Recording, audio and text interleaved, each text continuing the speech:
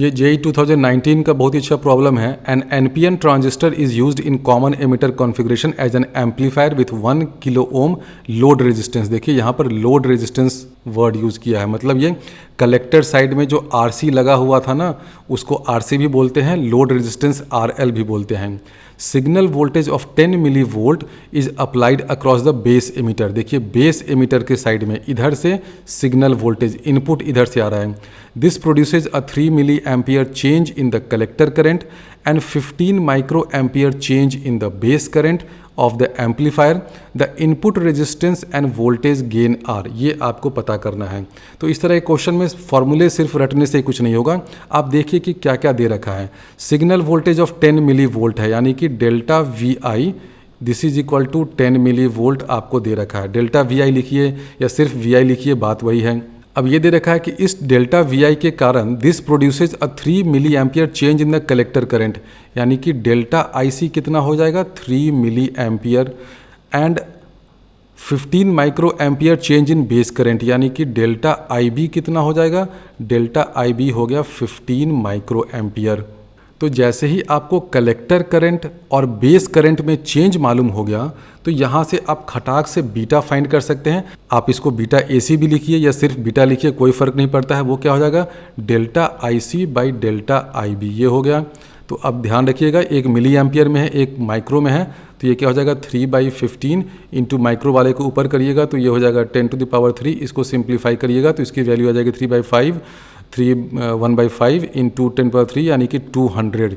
तो बीटा की वैल्यू हमने फाइंड कर ली 200, लेकिन क्वेश्चन में आपसे बीटा नहीं पूछा है। अब पूछा है कि वोल्टेज गेन क्या होगा। तो वोल्टेज गेन क्या होता है, AV voltage gain this is equal to delta V nought, मतलब आउटपुट साइड में voltage change divided by input side में वोल्टेज चेंज। ये तो सबको पता है। AV voltage gain is equal to change in output voltage divided by change in input voltage. अब change in input voltage तो आपको दे रखा है, बिल्कुल दे रखा है। क्या चेंज इन आउटपुट वोल्टेज दिया है, नहीं दिया है, बिल्कुल नहीं दिया है। लेकिन कुछ और तो दिया है, चेंज इन आउटपुट करंट या कलेक्टर करंट दिया है और लोड रेजिस्टेंस भी दे रखा है 1 किलो ओम का। तो आप सर्किट में अगर आप देखिए, आप इस एम्पलीफायर सर्किट से देख सकते हैं कि अगर change in collector current delta I C है तो change in output voltage delta V nought क्या होता है, minus delta I C into R C, क्योंकि कलेक्टर करंट इस आरसी रेजिस्टेंस या लोड रेजिस्टेंस के थ्रू ही तो फ्लो कर रहा है।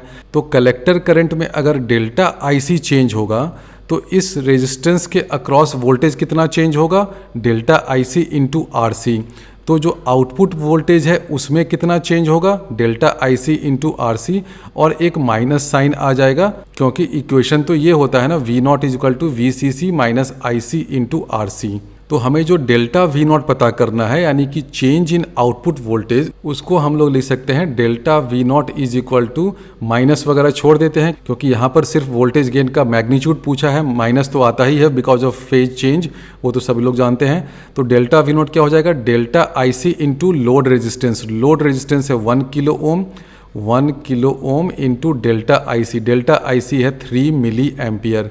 तो 1 किलो इंटू 3 मिली दोनों मिलकर के डेल्टा वी नॉट क्या हो जाएगा 3 वोल्ट। तो ए वी कितना हो जाएगा, चेंज इन आउटपुट वोल्टेज यानी कि 3 divided by change in input voltage यानी कि 10 मिली वोल्ट। तो ऊपर में ये 10⁻³ चला जाएगा। तो ए वी की वैल्यू हो गई 300। तो ये देखिए हमने कैसे फाइंड किया, डेल्टा आई सी और डेल्टा आई बी दे रखा है, उससे हमने बीटा फाइंड कर लिया है। इस बीटा का यूज़ हम लोग अगले पार्ट में करेंगे। क्वेश्चन में डेल्टा वी आई दे रखा है, इनपुट वोल्टेज में चेंज दे रखा है 10 मिली वोल्ट, आउटपुट वोल्टेज में चेंज कितना हो जाएगा, load resistance into change in output current, तो हो गया 3 वोल्ट। तो 3 volt divided by 10 milli volt कर दीजिएगा तो 300 आ गया। ये हो गया वोल्टेज गेन। अब हम लोग को इनपुट रेजिस्टेंस फाइंड करना है। अब हम लोग जानते हैं कि जो वोल्टेज गेन होता है वो ये भी होता है ना, beta into load resistance R L divided by input resistance. ये भी फॉर्मूला हमने डिराइव किया था, माइनस यहाँ पर नहीं लगाया है क्योंकि यहाँ पर सिर्फ मैग्नीट्यूड की बात हो रही है। तो वोल्टेज गेन क्या हो जाता है, beta current gain into ratio of resistance on both the sides. इस फॉर्मूले को भी हमने पिछले पार्ट में डिराइव किया था। तो ए भी आपने फाइंड कर लिया है 300 है, बीटा फाइंड कर लिया है, आर एल भी आपको दे रखा है, तो सिर्फ आर आई ही तो फाइंड करना है। तो दिस इज़ इक्वल टू हो जाएगा 300, बीटा की जगह आप 200 पुट कर दीजिए, तो यहाँ से आ जाएगा R L by R I, this is equal to हो जाएगा 3/2, तो आर आई की वैल्यू हो जाएगा 2/3 इंटू आर एल है 1 किलो ओम, यानी कि आर आई कितना हो गया 2/3 किलो ओम्स, यानी कि 0.67 किलो ओम, और ए भी तो हो गया 300, तो ए आंसर सही है। इनपुट रेजिस्टेंस हो गया 0.67 किलो ओम्स और वोल्टेज गेन हो गया 300। दूसरा प्रॉब्लम सॉल्व करते हैं, ये भी जेई मेंस 2019 का है। A common emitter amplifier circuit built using an NPN transistor is shown in the figure. Its DC current gain is 250, beta आपको दे रखा है 250 है DC करंट गेन। अब ये DC करंट गेन है तो AC करंट गेन भी इतना ही होगा। RC की वैल्यू दे रखी है, RC क्या है 1 kilo ohms, VCC is equal to 10 volt. What is the minimum base current for VCE to reach saturation. जब भी आपको सैचुरेशन की बात पूछी जाए ना, तो आप क्या करिए, आउटपुट साइड में जो लूप बन रहा है ना, उसमें आप KVL लगाइए। आउटपुट साइड मतलब कलेक्टर एमिटर वाला जो साइड है, इसमें आप KVL लगाइए। इसमें जब हम लोग KVL लगाएंगे तो हम लोग लिख सकते हैं ना, VCC क्या हो जाएगा, this is equal to IC into RC plus VCE। VCE क्या हो जाएगा, ये है C और ये है E, तो VCE का मतलब क्या हो गया, voltage of collector with respect to emitter. तो ये इक्वेशन तो हमेशा ट्रू होता है, ये सब लोग जानते हैं। VCC हो गया voltage, this is equal to voltage drop across this RC resistance, IC/RC, इसमें IC करंट फ्लो कर रहा है ना। मान लेते हैं कि सैचुरेशन करने के लिए हमने इसमें IC करंट फ्लो करवाया है, आपने नहीं, यहाँ से जो इनपुट है उसने फ्लो करवाया है। तो वोल्टेज ड्रॉप अक्रॉस RC हो जाएगा IC/RC प्लस VCE, तो ये इक्वेशन सही है। अब हम लोग जानते हैं कि अगर ये ट्रांजिस्टर सैचुरेशन में चला गया है तो ये जो VCE है इसकी वैल्यू टेंडिंग टू 0 या 0 हो जाती है। सैचुरेशन का यही फंडा होता है, सैचुरेशन में गया यानी कि ये वाला वोल्टेज VCE ये 0 हो जाएगा। इसको 0 कर दीजिएगा तो आपको IC की वैल्यू मिल जाएगी, फाइंड कर लीजिए कितना हो जाएगा, IC is equal to VCC। VCC कितना है भाई 10 वोल्ट, डिवाइडेड बाई RC कितना है, RC है 1 किलो ओम, तो 1, तो IC की वैल्यू हो जाएगी 10 मिली एम्पियर।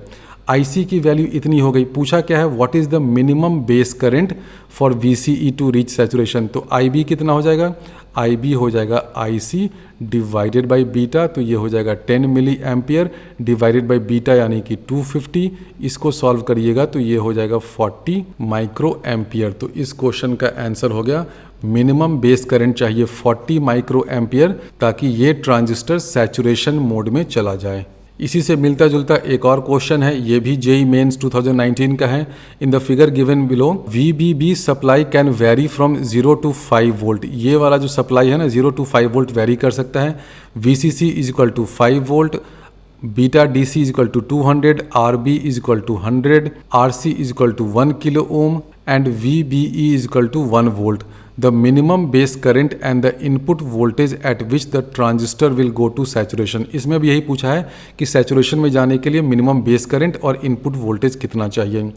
आपको सैचुरेशन का पता करना है तो आप सीधे आउटपुट साइड में आइए। इस लूप में हम लोग कौन सा इक्वेशन लिख सकते हैं, इस लूप में हम लोग लिख सकते हैं कि VCC this is equal to RC into IC plus VCE होता है। अब सैचुरेशन में जब चला जाएगा तो ये VCE वाला टर्म तो हम लोग 0 कर देते हैं, ये टेंडिंग टू 0 हो जाता है सैचुरेशन में, तो इसको यहाँ से हटा दीजिएगा।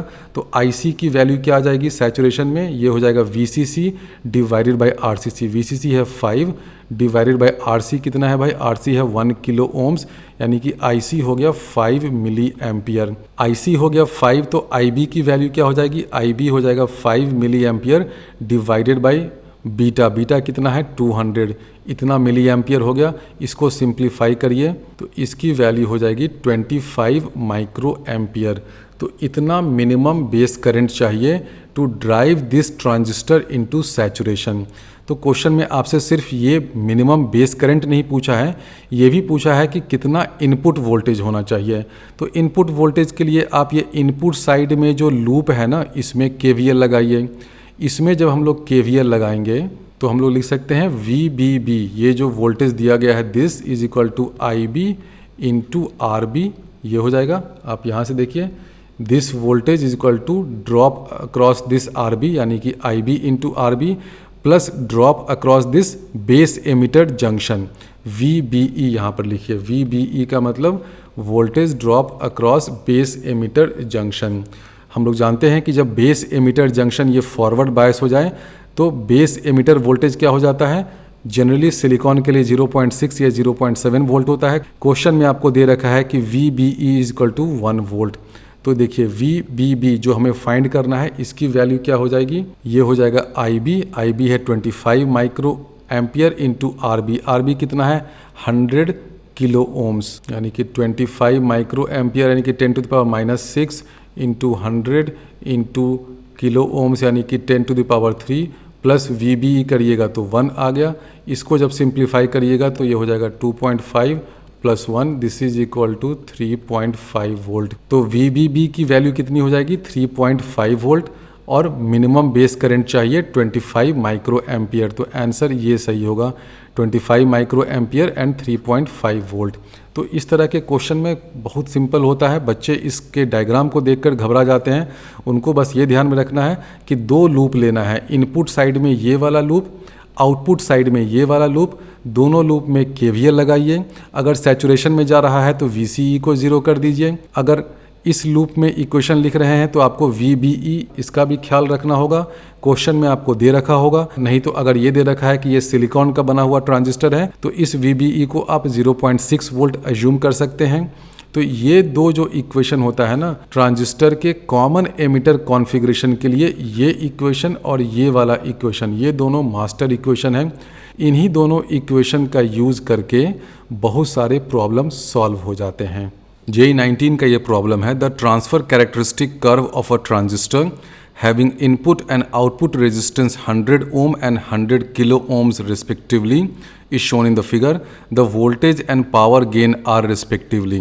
अब ये जो ट्रांसफर कैरेक्टरिस्टिक दे रखा है ये क्या है, ये graph collector current versus base current का ग्राफ है। तो इस ग्राफ से आप ट्रांजिस्टर का कौन सा पैरामीटर फाइंड कर सकते हैं, इस ग्राफ से हम लोग ट्रांजिस्टर का बीटा फाइंड कर सकते हैं, क्योंकि हम लोग जानते हैं बीटा क्या होता है, change in collector current delta IC divided by delta IB।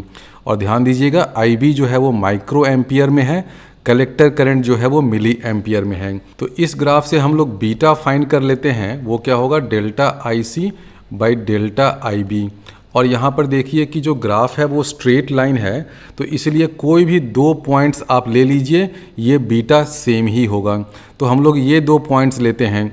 Collector current में कितना चेंज हुआ, कलेक्टर करंट में चेंज हुआ 5 से 10 मिली एम्पियर्स, यानी कि 5 मिली एम्पियर्स का चेंज हुआ कलेक्टर करंट में। तो इसको लिख देते हैं 5 ऊपर में, नीचे में क्या लिखेंगे change in base current. Base current में कितना चेंज होगा 100 से 200, लेकिन ये माइक्रो एम्पियर में है तो इसको लिख देते हैं 100, और माइक्रो एम्पियर है तो यहाँ पे करना होगा इंटू 10⁻³ दोनों को हम लोग सेम मिली एम्पियर में करने के लिए, यानी कि ऊपर में जाएगा तो ये हो जाएगा 10⁻3।